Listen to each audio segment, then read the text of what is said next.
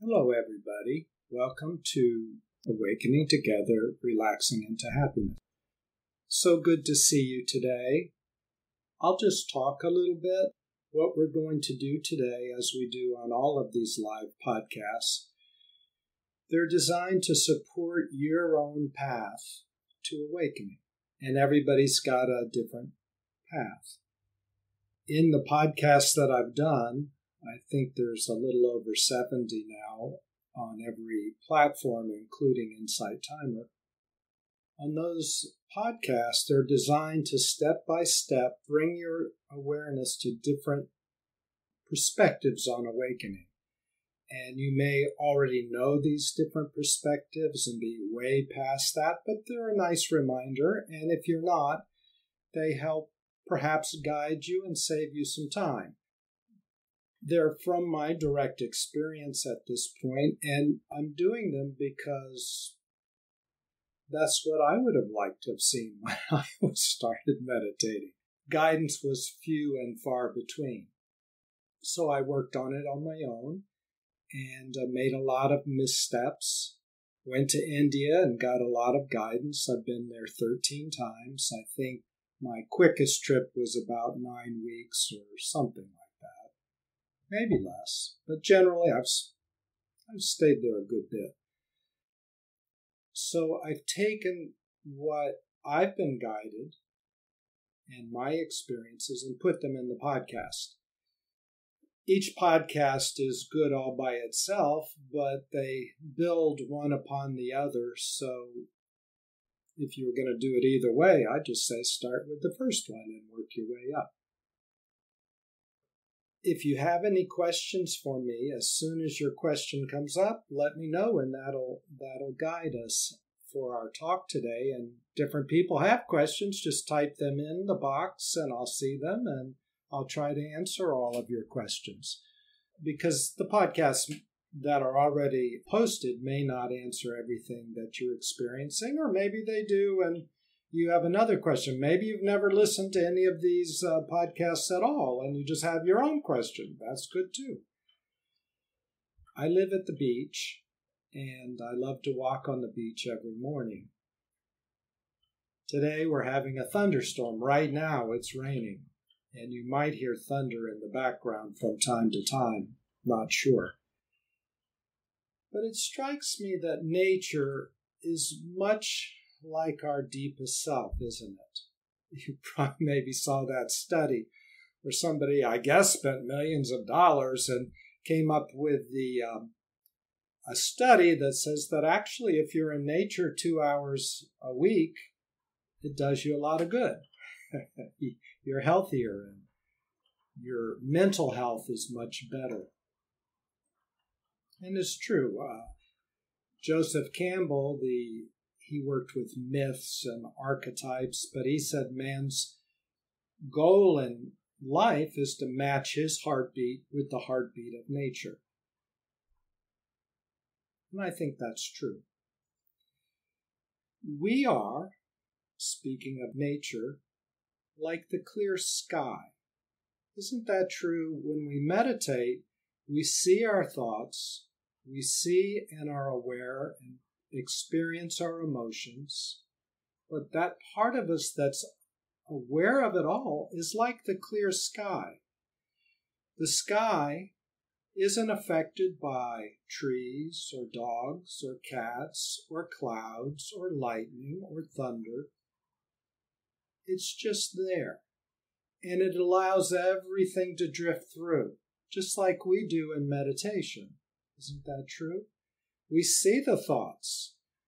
We see our emotions. We experience them, and they come and they go, just like the clouds come and go in a thunderstorm, like I'm going through right now here at the beach.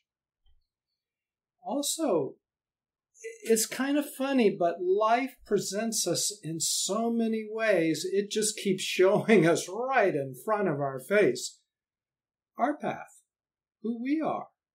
We're the sky. But we have clouds from time to time, and we might take them seriously. They're big and dark. They can be. And heavy and have lightning and major thunder. And just like in meditation, as we watch our thoughts and we experience our emotions, they release, they relax, and they dissolve, just like the clouds in a thunderstorm. Clouds in a thunderstorm have lots of energy, just like our emotions do. We've compressed a lot of consciousness into our emotions as we've created them. And now we haven't discreated them until we meditate and shine the clear, gentle energy of the sky, of the awareness, on these inner clouds, and they release, relax, and let go. In a rainstorm, the clouds, boom, they release, they relax, and let go, and all of their energy dissipates as the rain floods out. And in our meditation, the energy dissipates as the energy floods out of our emotions, and our thoughts wind down. At first, they spin around and they expend lots of energy, don't they? But as we sit with them and we don't get involved in them, if we get involved in our own thoughts, we just perpetuate them. But if, like the sky, we just allow them to do what they want, they dissipate their energy, and boom. So that's what happens in a thunderstorm. And when things let go, they dissipate, don't they? They're gone. When a cloud completely lets go of all the water that's in it, all the lightning and the charge of the ions that are in it,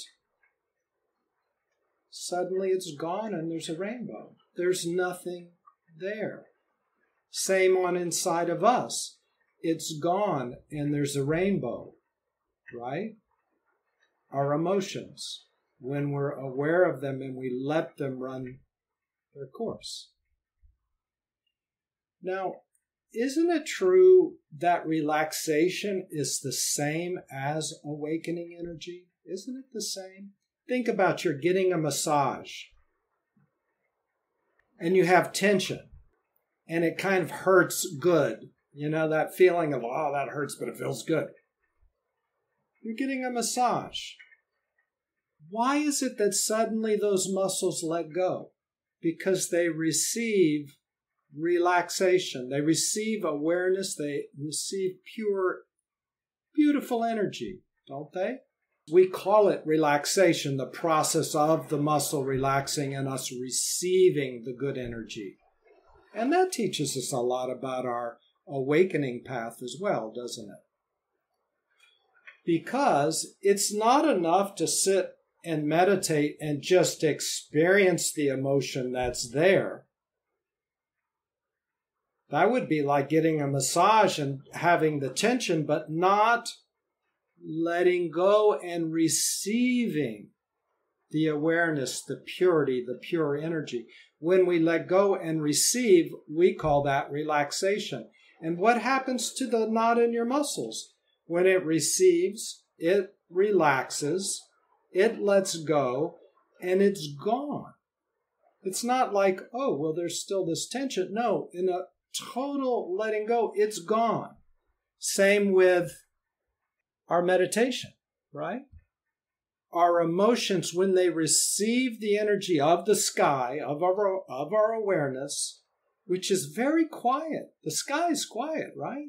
It's not a big movie production we're used to in the West. Lots of bells and whistles, and we don't know what we think sometimes. You do, but in our society, we often don't.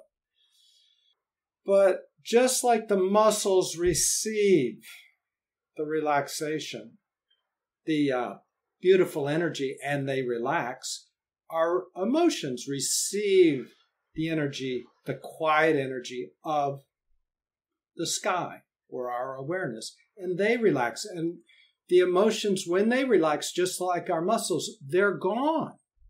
The emotions are gone. They have discreated what we previously created and perhaps repressed because it was painful and and it's been blocking us, and there are like a million of them piled up inside and we can't even think straight. We're depressed and anxious all the time. Have PTSD, all of the things we have in the West, I suppose all over the world. They start to come up one by one as we meditate and reveal themselves, and they receive that energy. So we want to feel it just like you do in a massage. And the second part is you want to soak up the good energy just like you do in a massage. When you do those two things, they eventually release, relax, and let go. And that creation is gone. That complex is gone. That emotional complex that you've been working on in therapy for 1,000,000 years, it's gone. Now, therapy is very valuable. That's another way to loosen it up. So I'm not saying no therapy. Don't get me wrong. It can be valuable. And at the same time, I'm not saying you have to have therapy. You follow yourself. What I'm saying, stop. That's called meditation. Be aware and receive. Just like happens in a thunderstorm. The clouds receive, they relax, release their rain and lightning, and they're gone. All that's left is a rainbow. When all that's left in your awareness, when all that's left is the sky, it's both receiving, but when it receives, just like in the massage, it feels good. And then it emits, it radiates the rainbow, and that's called joy and bliss and love. So in the quiet, you experience joy, bliss, and love, as well as infinite emptiness. And that's why you're beyond this creation, that's the emptiness, and you're in this creation, that's the bliss, joy, and love, and peace. The reason we know it's in creation is because you can feel it, and you can only feel the things that are in creation. The sky is so quiet, and in a way, you can't feel it. It's, in a way, just on the border of creation. Anyway, thunderstorm. That's what I'm talking about. Christine wrote something. I love these metaphors, so perfect. It seems like for me, grief is the one emotion that doesn't completely go away, does it? Well, Christine, what a beautiful question. And thank you all for asking your questions. And Christine, thanks for asking yours, because I can guarantee you there are people out there that have that same question. And it's such a good one. It comes from the heart. There's different kinds of grief, and they all react differently. When you're attached to somebody, and I mean in a good way, biological, they're your spouse, they're your partner, they're somebody that you love, they're your child. There's a biological connection, and just like a tree, when you saw off the branch of a tree, there's a phantom limb for a while. And there's no amount of meditating or philosophizing it away. It just takes time. And I don't know that it will ever completely go away. I think on some of our PTSD, some of it can become very faint and echoes, but maybe traces of it remain. And the grief is a tricky one, because if it's about a person, in a way, doesn't it almost feel disrespectful if it just went away completely? It would almost mean they didn't mean anything to us. I mean, that's how we interpret it. That's not true, but emotionally, that's often how we interpret it. So we hold on without even knowing that we are holding on sometimes. So there's all of that. And that's last part, the holding on. On the deepest level, in oneness, and this happens bit by bit, and you're experiencing it in your own life, everybody is, little at a time until it's complete. But in pure oneness, you are the universe. You are the person you let go of. You are the person who you broke up with or who passed away. Also, it's all one. And there's deep trust, infinite trust. Everything is okay. Now, this is not a philosophy. It could be, sure, but I'm not talking now as a philosophy. I'm talking about you feel it, you know it. And it's beyond mental knowing. If you try to figure it out, that's a start. You can figure it out in your head, fine. But on the deepest level in awakening, you actually experience, you are one. There is no you. There's only everything. And in that radiance, these questions disappear. They melt because there's complete trust. And it's even deeper than that. It's deeper than the complete trust. It is that you are. Trust is almost like, here I am and thank God I'm trusting now. That does happen. But I'm talking about you have completely let go into well-being. It's like that muscle we talked about in the massage. When it completely lets go into well-being, it's gone. In awakening, you're gone when you've completely let go. And all of these issues are gone. And you know that your loved one, it's okay. You know it. Now, this cannot happen. Mentally, we can kind of get close to knowing it, maybe. And there is the psychic realm and you can talk to these people, and they do exist in different realms. That is true. But what I'm talking about is deeper. Because even if you talk to the person in a different realm, what happens when you don't do it forever? Maybe you do. But it still makes two of you. It's not as complete as in the oneness. And I've done it both ways. Christine says, yes, I see, thank you. Puts a smile and a rainbow. Fitting with our thunderstorm analogy and metaphor. Wow, what a good question. I hope I answered it completely. Maybe to somebody else I haven't completely answered that question to your satisfaction. If so, let me know.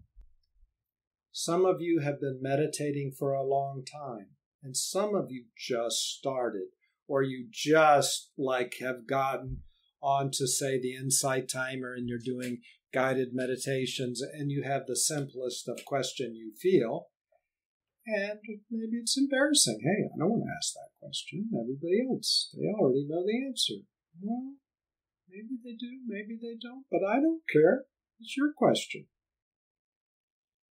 And it does us all good to just hear good stuff. So, if you have a question, bring it up. I'm going to throw out a couple other questions that you may want to select from. I had somebody ask me, what's the difference between indifference and detachment? Okay, I'm no longer attached. Some people become indifferent, and they call that non-attachment, and other people are truly not attached. What's the difference?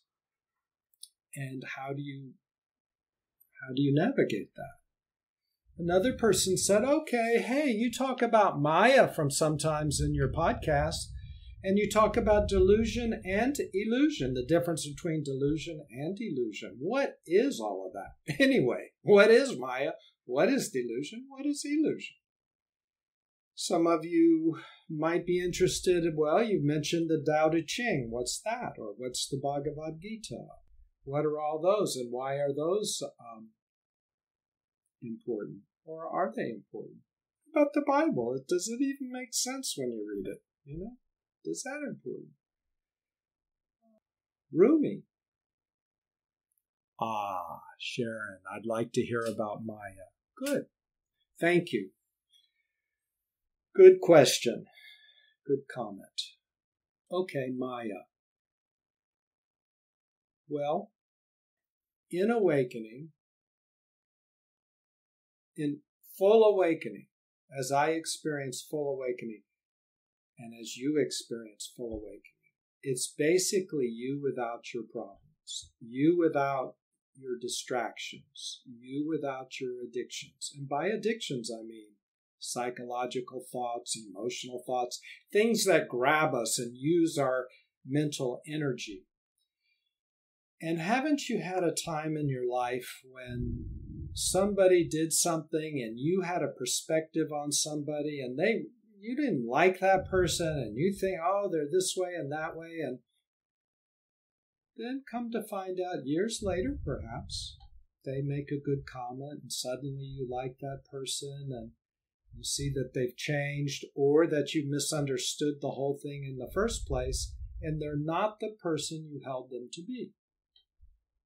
I think we've all had that kind of experience or something like it. Maybe there's an experience in life and we don't want to do this because we know we won't like it. And then somehow we get forced into it and it turns out, oh, we do like that. Well, Maya is the thought that is not accurate. It's the lens that we've been looking through that is not an accurate lens. And it portrays the world in a way that's not true and accurate. So in India, it's considered a power, actually, as odd as that sounds. It sounds like it's troublesome here when we talk about it, and it really is a lot. But it's also considered a power, that we have the power to delude ourselves, to block things out, to see things as they're not. Now, how could it be a positive power? It could be a positive one because we can use our minds and, thoughts are simply hallucinations. They are Maya. They don't really, we picture the future, but the future does not exist. So what we picture is an illusion of the future. And it's a positive one, can be. We might picture, how do I solve this problem? How do I invent something? How do I start a business? How do I talk to my friend? How do I handle this situation? So that's a positive power in creating a hallucination that we call thought. A 3D hallucination, of course, is called an emotion. So now we can feel what it might feel like. So Sharon has added something that I want to include in our discussion. She says, yes, that's cool. I also heard that it is as an illusion and the gods playing with our thoughts. That is the crux of where I'm going. So thank you for bringing it up.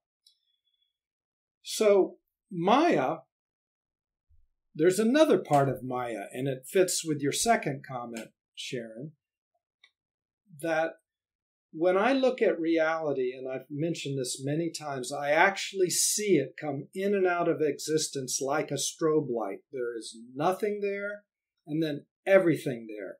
Nothing there, and then everything there.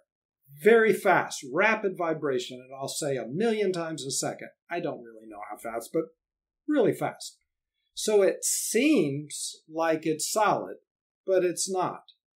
This reality that comes into existence comes from what's beyond this world. It comes from the infinite. That's the emptiness that I see. And then it comes into creation. That's the fullness that I see. But the fullness is not fully solid. It evaporates 1,000,000 times a second. So in that sense, life is an illusion. But I'm going to go a little deeper, so bear with me. It's an illusion in one sense. Everything out there is made of consciousness, and consciousness is the part of you. We're all like a rainbow, and when you meditate, you get in touch with this when you sit quiet enough, and many of you are in touch with it. But your deepest self is outside of creation, and you can only know that intuitively, and that's what we call emptiness. That's what I call the emptiness that the world strobes in and out. That's one end of the rainbow, so to speak. Then as that rainbow comes into the world, it is light and sound and dogs and cats and bliss and joy. That is creation. So both are two sides of the coin. But if I think there's only creation, that's a bit of an illusion. It goes deeper, because when we are the ones that shape our world, we are many creators. It's like we're all one. There's all the one God, but there's a lot of fingers. And each finger is having a different experience, yet each finger is related to the other finger. And our individual fingers, the oneness is coming through us and creating a sphere through our fingers. It seems like I have the ability to manifest. Well, kind of, but I, as the one, have the ability. And we've talked about that in past podcasts. So I create my world around me. I create my world around me. I, the little I. But it's really not, the little I doesn't really exist, so it really is the big I. If I'm deluded, if I, my little I, is governed by hurt, fear, and anger, which always happens when I feel separate, when I'm not awake, that's what forms my personality, then I have a slant in the lenses that I use, and that slant is deluded. It's based on a falseness, on hurt, fear, and anger. And that's why you meditate, is to relax all of that out of your system so that you can see straightforward and clear. But if I create through a slanted lens, hurt, fear, and anger, I create kind of a strange world. If you look around us, there's a lot of strange and crazy things going on in the world out there. I also perceive things through my lenses of hurt, fear, and anger. You did that, and you must have meant that. Well, that's just going through my PTSD, my emotions. I'm filtering things. That's a delusion. So, really, this is a question that's been debated through the centuries, and Ajahn Shankara, about, I think, 2,000 years ago, or 1,000 years, I'm not sure. He is an Advaita master, the very first one, Ajahn Shankara. Ajahn means first. Shankara is a great teacher. Ajahn Shankara. He wrote a very clear piece on this whole issue. And I remember I was at Ramana Ashram, and I was coming down from Ramana's cave, and I passed a little group that was doing a reading. An Indian man was reading in English to some people. And he was talking about this issue of Maya and illusion versus delusion. I always felt like there's really delusion, not illusion, because the world does exist. When a bus comes, you do get out of the way of the bus. Even the greatest masters that say, oh, it's an illusion, the gods are playing with us. Well, is it really an illusion? You're jumping out of the way of the bus. You think that's real. Why? Because it is real. There is not an illusion. There's only a delusion if we see crookedly. And in pure awakening, we see the world as it is. And it's a beautiful painting, and it strobes in and out of existence, and it does exist, and we can create, and we can discreate.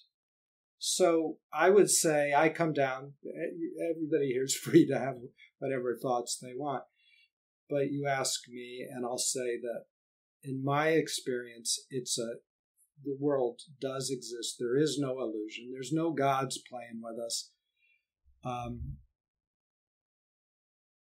We create our world. If you want to know how you're doing on the inside, just look around on the outside. Your world, you created it. As you clean up your inside, your world looks differently. Two people living side by side, sure, they influence each other. But one person may experience the world as wonderful while the other one is in great pain, because one is more awake on the continuum, perhaps, than the other. And we're all on different levels and continuums. But that is a good question and good comments. There is the other side of it to address your second comment, Sharon, and that is, in order to have a creation, in order to have a painting, in order to have all the beauty that we have in this world, and it's called creation, right? Or you can call it whatever you want. Existence, how about that? Call it whatever you want. But for this to be out there, it has to be separate from the infinite that is nothing, that's outside of creation, so it's not known by the five senses. It's beyond creation. But in creation, everything, as I said, is made of love. Like a knife is made of love. It's just like you could have frozen water shaped in a knife, and then when it melts, it's water. Well, everything is made of consciousness, and consciousness is love.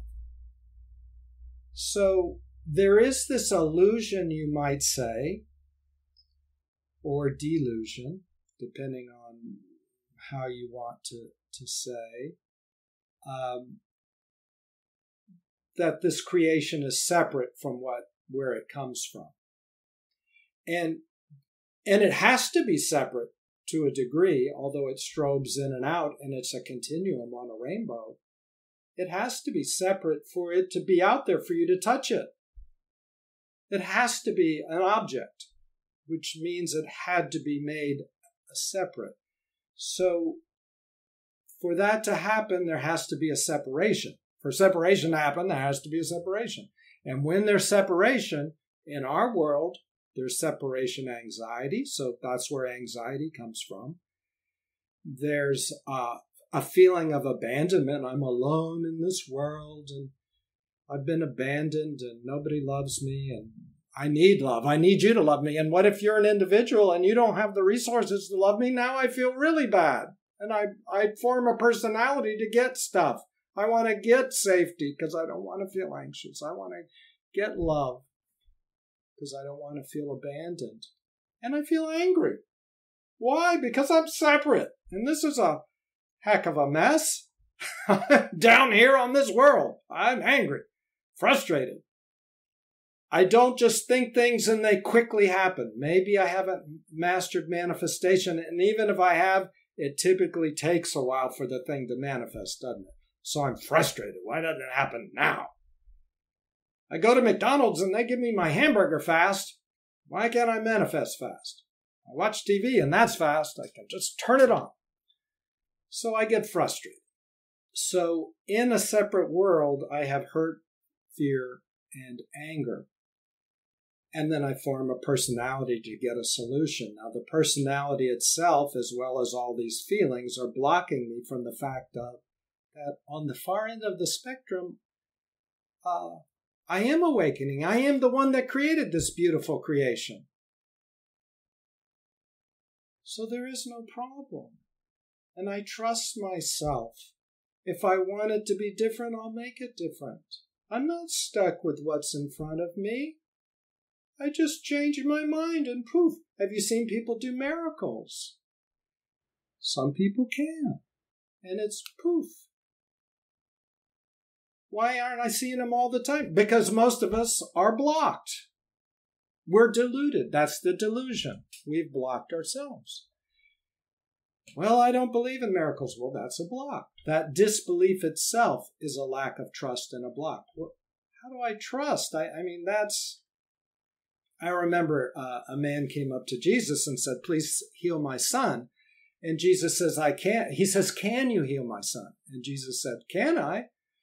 If you have faith, sure I can. And the man said, oh, I have faith, but help my unfaith. I have belief, but help my unbelief. And Jesus says, okay, your belief has made your son well. So it doesn't require a completeness in the real world. We don't have to be perfect. Somebody asked me a question. There was a family matter going on, and their mother is in a nursing home and had broken and fallen and hurt and broken her hip.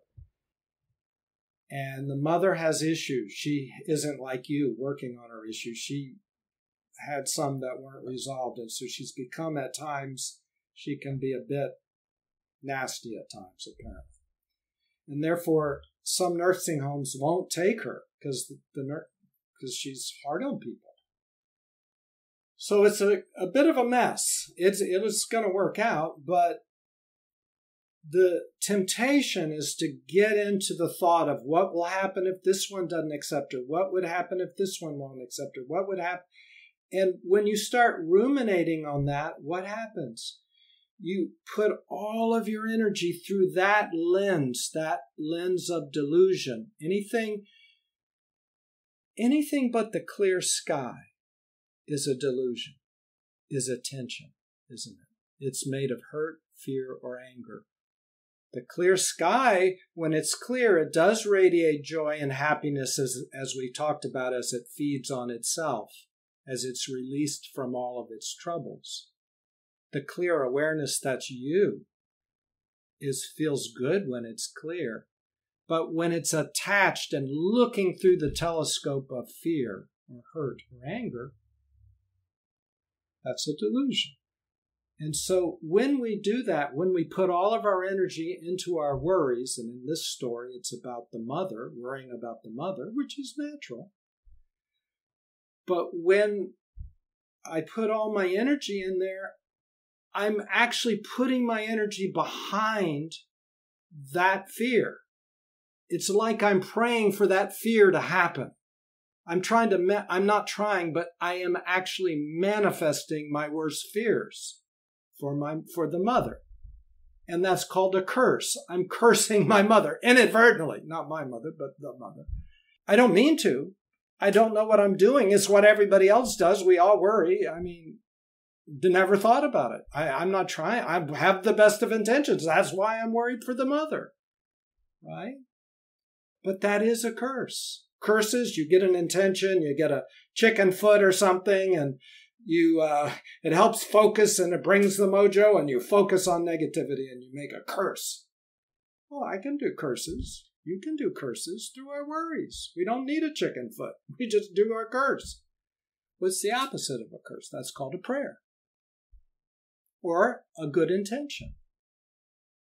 We let go of our fear for a moment, and we see what it is that we want for our mother.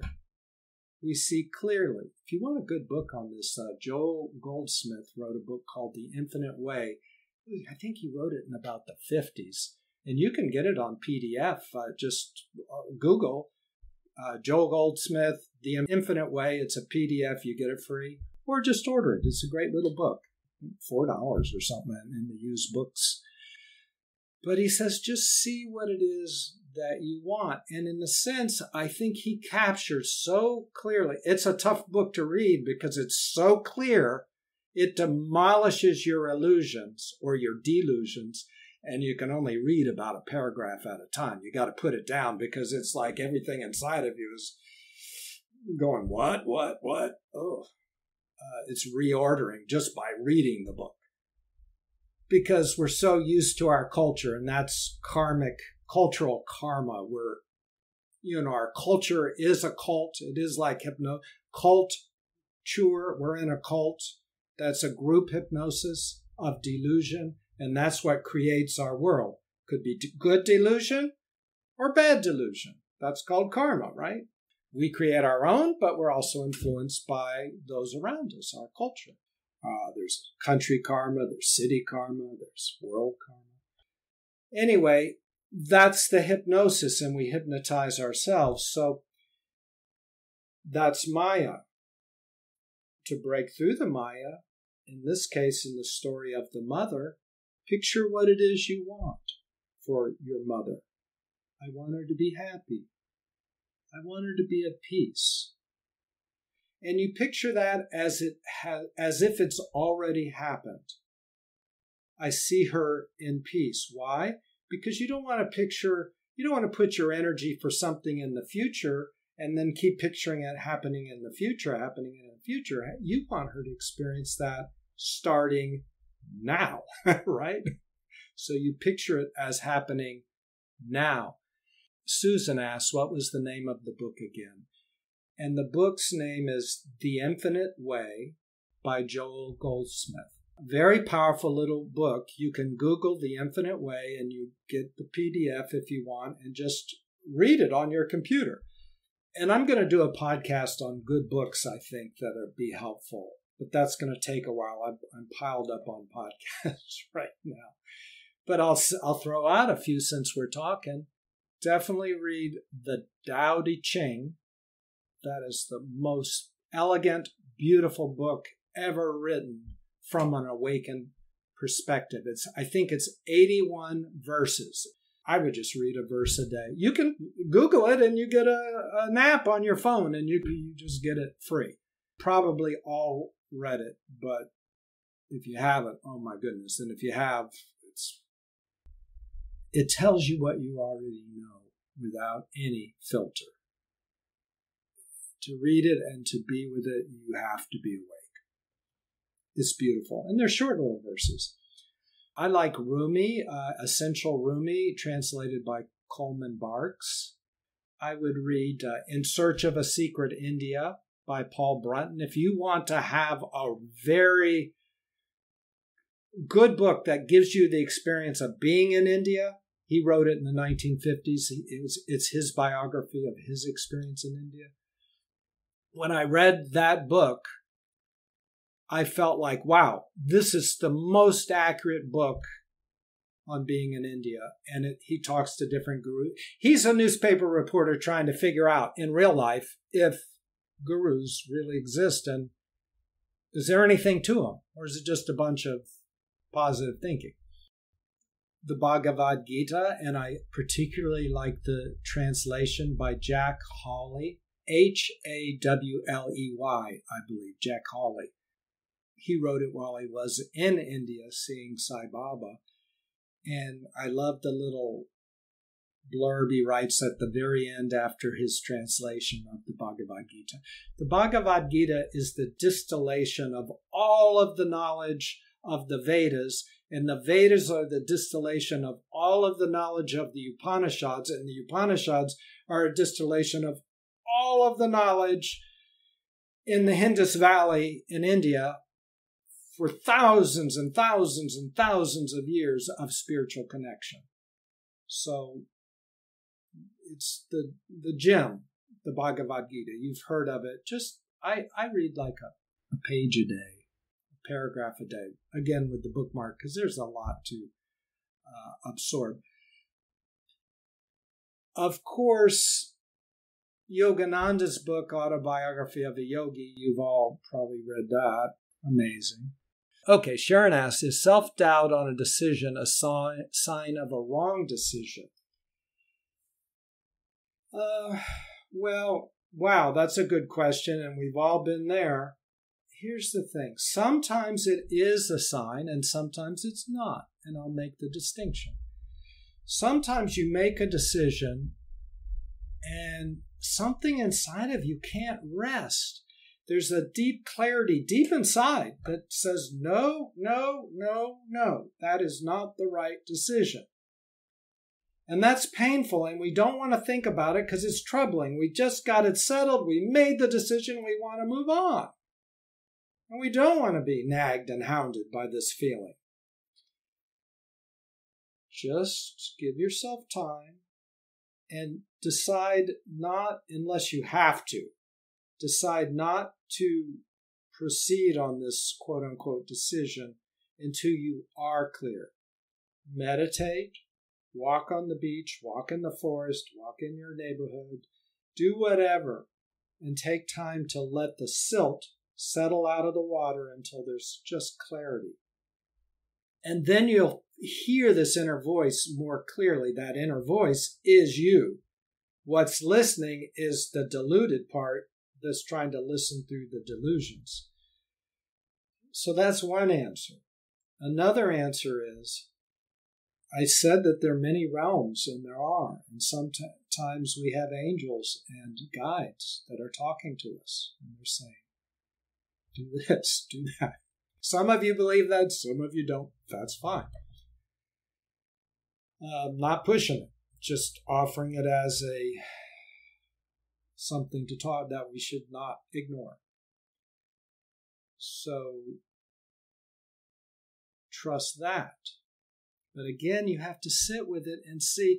Now, if that's the case, you have to also sit, because your deepest inner self is the one, and it will know if this information from the guide is true for you. Sometimes you get information that's not true, not just because somebody's disembodied in another realm are they always smart or aware. They're just beings like us.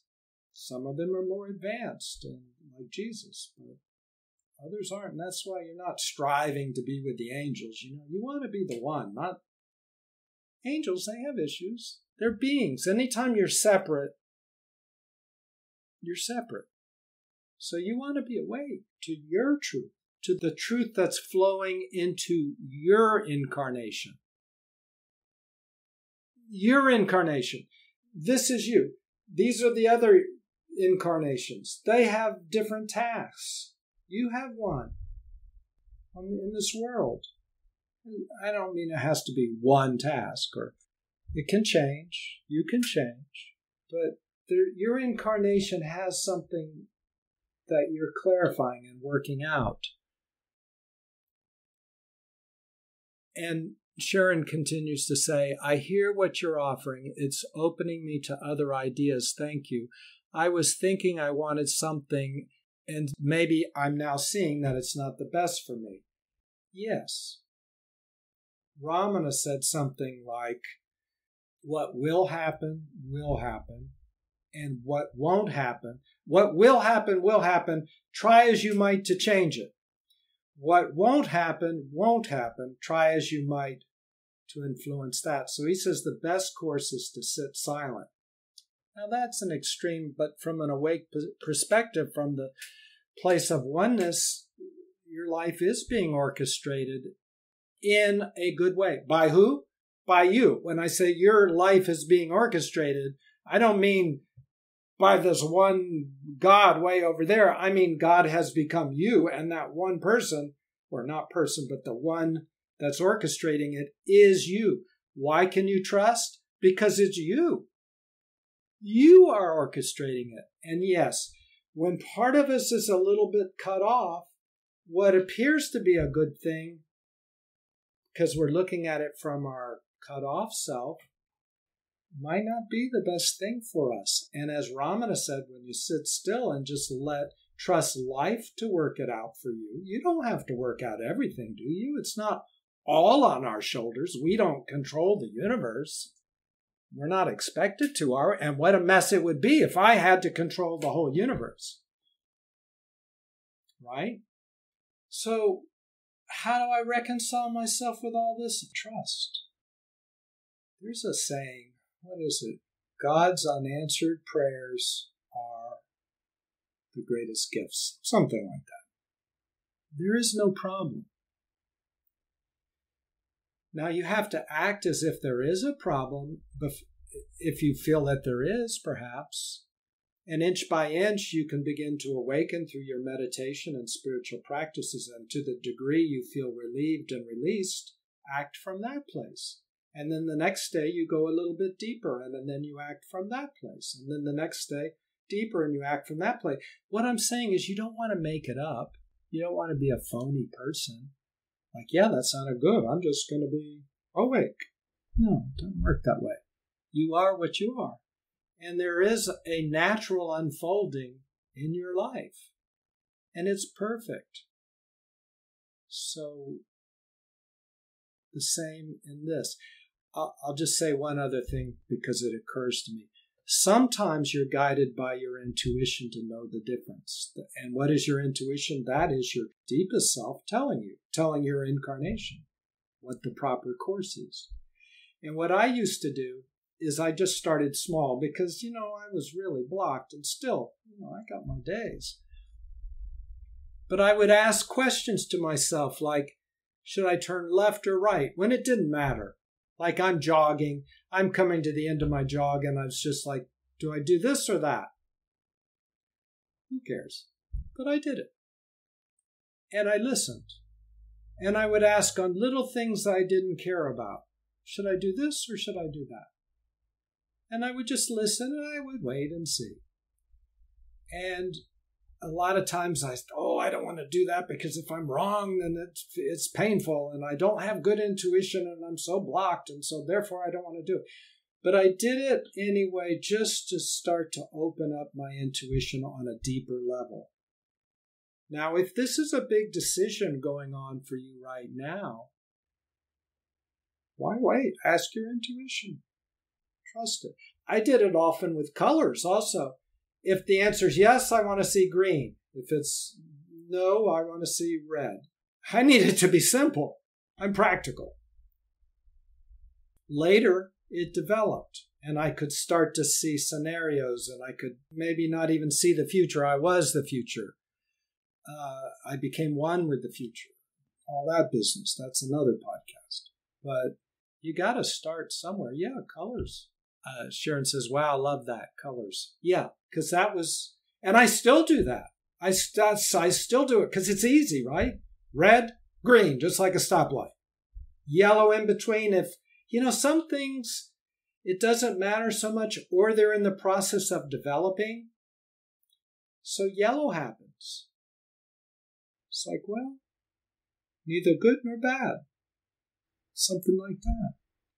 And trust it and be willing to change. Sometimes you're guided 4 steps forward and then suddenly it's no, go to the side now. So don't think, well, once I got my answer, that's the answer forever. It might be the answer for this hour. In awakening, you're totally aware and connected to yourself at all times. And so you can walk and change directions when you need to, right? Okay. Yes, Sharon, the podcast is called Awakening Together, Relaxing into Happiness. William Cooper, and then put podcast. Even if you go Awakening Together podcast, I'll be in there somewhere, but there's about 10 Awakening Together podcasts, believe it or not. So put my name, William Cooper, and you'll get this podcast. Okay. Thank you so much. Take care. Hello, this is William. If you've enjoyed this podcast, please consider sharing it with somebody else. Send them a link. Thanks so much.